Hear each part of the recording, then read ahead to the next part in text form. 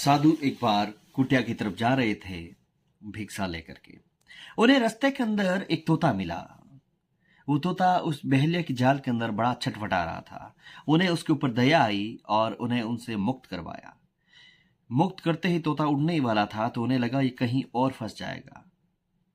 तो उन्होंने उस तोते को पकड़ के अपने आश्रम ले गए और आश्रम ले जा करके उन्होंने वहां रख दिया और उसे सीख दिया कि देख बहेलिया आएगा, डाल बिछाएगा, दाना डालेगा, तू फंसना मत। ये कह कहकर उसे रटा दिया कि भविष्य में अगर जब भी उड़े तो ऐसी किसी भी परिस्थिति के और लालच देखकर वो ना फंसे।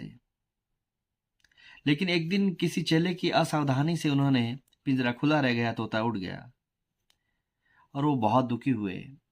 फिर उन्हें धीरे धीरे ये आभास हुआ कि मैंने उसे सीख दी, वो उस सीख के अंदर कभी फंसेगा नहीं।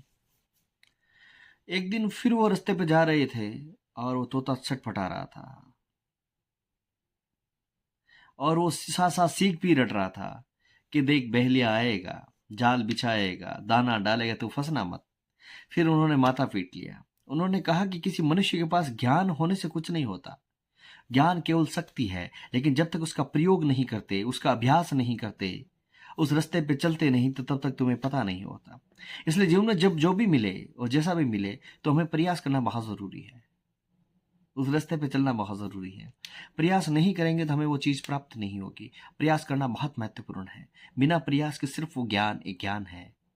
और काफी बार बहुत ज्यादा ज्ञान भी हो और एक्शन में नहीं लाए तो फिर लाइबिलिटी बन जाती है, भारीपन बन जाता है, मन के ऊपर बोझ रहता है। मेरे को पता था फिर भी मैं कर नहीं पाया। तो जीवन में एक्शन होना बहुत जरूरी है, रिएक्शन से ज्यादा एक्शन।